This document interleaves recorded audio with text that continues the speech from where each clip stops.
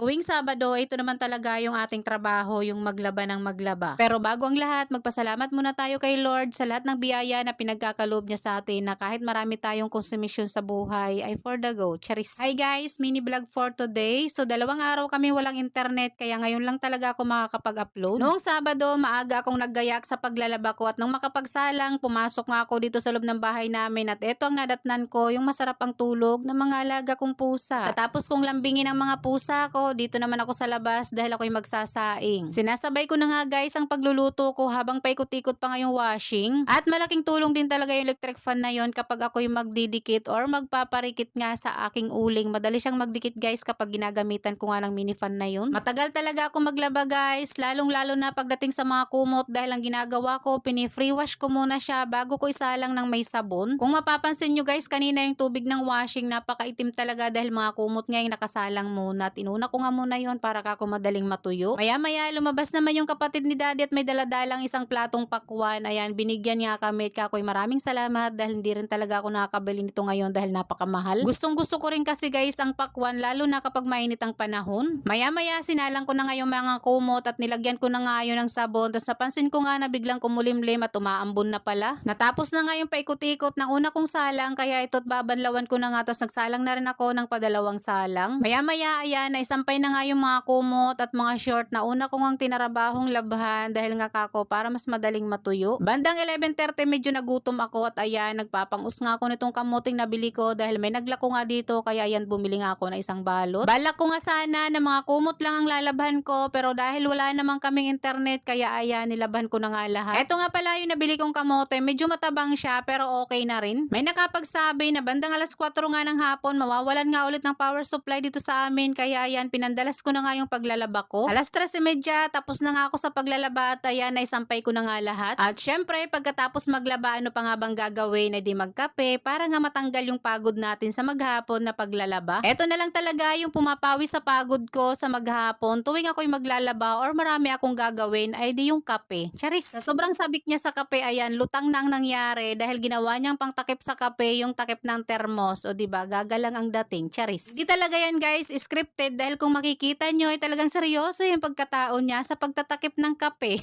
At dahil wala namang ibang nakakakita kundi kayo lang, abay eto, tuloy ang pagkakape. Charot. Pagkatapos naman niya magkape, ayan, binuksan nga niya yung parcel na noong Friday pa nga dapat niya mabubuksan. Kaya lang wala siyang pagkakataon. Kaya ngayon, eto, may pagkakataon siyang mabuksan tapos ikakabit na nga sana niya na para bang hindi siya napapagod. Gusto ko nga sanang matapos yan guys sa mga oras na yan pero hindi talaga kaya. At nais ko lang din magpasalamat kay seller na nagtitiwala sa atin